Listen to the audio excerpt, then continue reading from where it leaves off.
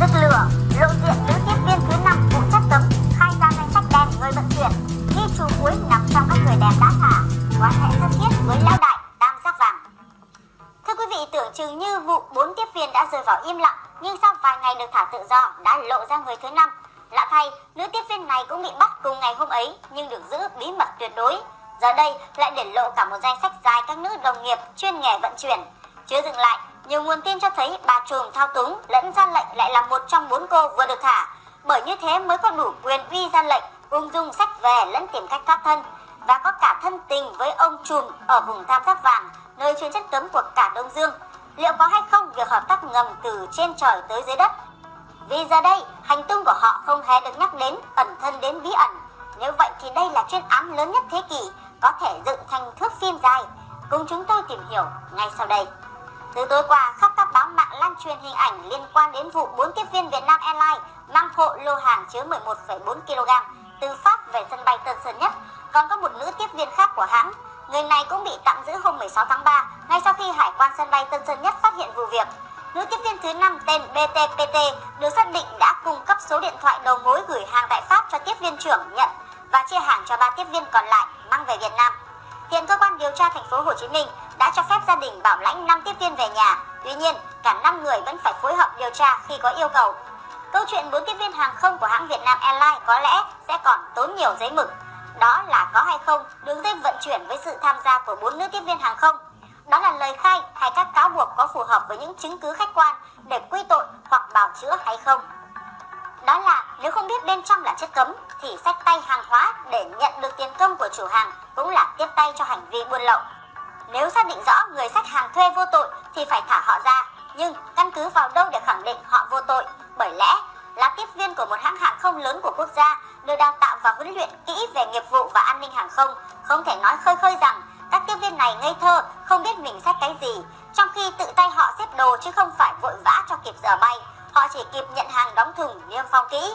Nếu họ thực sự non nớt như vậy, họ không thể vượt qua các kỳ thi sát hạch trước khi được phép bay với tư cách tiếp viên hàng không. Nếu gửi hàng cho người thân dùng, có thể chấp nhận lý do bóc bao giấy đi để tiết kiệm chỗ đựng hàng, nhưng số lượng đó là quá nhiều, và hàng ngoại ở Việt Nam bây giờ cũng không hiếm. Kem đánh răng, thứ hàng bình dân chứ không phải xa xỉ phẩm, nên giả thiết gửi về cho người thân dùng nhiều như vậy là không thể chấp nhận. Gửi để bán thì các hộp kem phải còn nguyên vỏ giấy, mỗi khách đi mua đồ dùng cho gia đình, nếu hàng đã bị bóc vỏ không còn nguyên hộp, liệu có mua hay không? Huống hồ tất cả các hộp kem đều đã bóc hết vỏ giấy, chỉ còn hộp nhựa chân xì, và nó dẫn tới nhiều điều vô lý tiếp theo. Tuyếp kem đánh răng rất mềm mịn, khác hoàn toàn khi nó giấu bên trong các viên chất cấm. Cầm hộp kem trên tay chỉ bằng xúc giác, một người có trí tuệ và cảm nhận bình thường cũng có thể nhận thấy nó gọn trong tay, hoàn toàn không như hộp kem thông thường. Huống hồ, tiếp viên hàng không phải nhạy cảm, dày dạn kinh nghiệm và sự cảnh giác. Hơn thế, chính họ xếp từng hộp vào vali, 1-2 cái hộp còn có thể nói là do bất cẩn, chứ hàng trăm hộp như thế, ai tin được họ vô tư. Một số báo thì đưa ra lý do lương tiếp viên hàng không thấp, nhưng ngầm biện bạch cho lý do xách hàng cấm. Xin nói, với mức lương cơ bản 4,5 triệu đồng, cộng với các khoản phúc lợi, trợ cấp thì mức lương tiếp viên trung bình sẽ nằm trong khoảng 21 triệu đồng một tháng. Ngoài ra, các tiếp viên sẽ có công tác phí từ 2 đến 10 triệu một tháng, tùy vào vị trí công việc, số lượng giờ bay và hãng bay. Vietnam Airlines là hãng hàng không lớn nhất nước, lương còn có thể cao hơn. Thu nhập đó so với mức lương của đại đa số người Việt Nam thì không thấp. Và ngay cả khi nó thấp thì hợp đồng lao động là thỏa thuận giữa đôi bên, không thể căn cứ vào đó để biện minh cho hành vi sai trái. Và nếu khẳng định các cô này vô tội thì cơ quan điều tra đã xác minh được người gửi và người nhận chưa? Nếu các cô khai không biết ai gửi, ai nhận, tại sao không nghĩ tới một giả thuyết? Chính các cô là người buôn bán và vận chuyển, chính các cô là chủ của khối lượng hàng trị giá gần 100 tỷ đồng đó. Và nhiều nguồn tin đồn rằng cô tiếp viên trưởng dính dáng với ông đế chế khủng ở vùng tam giác vàng không chỉ là phân phối cho ba nước mà móc ngoặc tẩu tán khắp thế giới. Và xin nhấn mạnh, đây là giả thuyết, cũng có giá trị như giả thuyết cho rằng các cô này vô tội. Vì tất cả chúng ta chỉ tiếp nhận thông tin qua báo chí, chứ không ai trực tiếp tham gia kiểm định. Bất ngờ thay, hôm qua tình cờ có coi một bản tổng kết của Bing, một loại chat GPT của một bạn đưa lên. Bạn đó hỏi Bing đại khái rằng có bao nhiêu tiếp viên hàng không Việt Nam đã phạm vào tội vận chuyển trái phép. Câu trả lời của Bing làm mình sửng sốt, thông minh nhân tạo đã tiến bộ đến mức mà mình không thể tưởng tượng được. Câu trả lời của Bing là một bảng thống kê ghi rõ tên tuổi một số tiếp viên hàng không phạm tội. Tất cả đều bị tòa án Việt Nam tuyên án dựa cột. Bảng thống kê của Binh cũng nhắc trường hợp ngoại lệ, đó là một nữ tiếp viên hàng không Việt Nam vận chuyển dùm cho người quen một chai rượu whisky mà thực tế chai rượu có pha chất cấm. Cô được tòa Úc tha bổng. Lý do tha bổng vì kết quả điều tra xác nhận rằng thực sự cô tiếp viên không thể biết được chai rượu có chất đó. Bị bắt quả tang trong hành lý mang theo có 11,4 kg, chỉ vài ngày sau, cả 4 cô tiếp viên hàng không đã được thả vì chưa đủ cơ sở để khởi tố bị can. Cùng lúc là quyết định khởi tố vụ án vận chuyển. Dư luận lập tức chia phe và tranh cãi ồn ào. Bên ủng hộ cho rằng đây là một dấu hiệu đáng khích lệ, chứng tỏ luật pháp Việt Nam đang tiến bộ văn minh hơn. Cơ quan điều tra đã có quyết định dứt khoát và dũng cảm, không bị sức ép dư luận tác động nhằm tránh hạn chế khả năng oan sai với người vô tội. Một luật sư tham gia bảo vệ cho một trong 4 cô tiếp viên đã treo panel trên Facebook.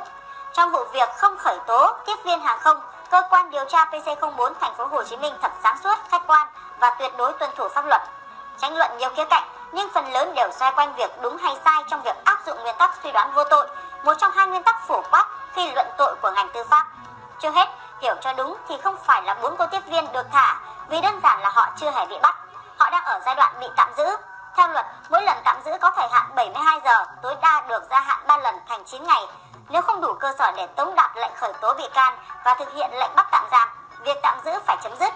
Các tiếp viên đã bị tạm giữ 6 ngày, từ ngày 16 đến ngày 22 tháng 3. Chưa đủ cơ sở khởi tố bị can và ra lệnh bắt, việc chấm dứt tạm giữ đối với họ là bình thường. Đây cũng không hẳn chỉ là quyết định của riêng cơ quan điều tra. Giả sử cơ quan điều tra đã đề xuất bắt giam nhưng thấy không đủ cơ sở, Viện Kiểm sát cung cấp sẽ không phê chuẩn, tiếp tục tạm giữ sẽ là phạm luật. Các cơ quan tố tụng chắc chắn đã cân nhắc kỹ và hoàn toàn có lý do, có mục đích khi đưa ra quyết định này. Chưa đủ cơ sở để khởi tố cũng không có nghĩa là các đương sự được coi là vô can, vô tội.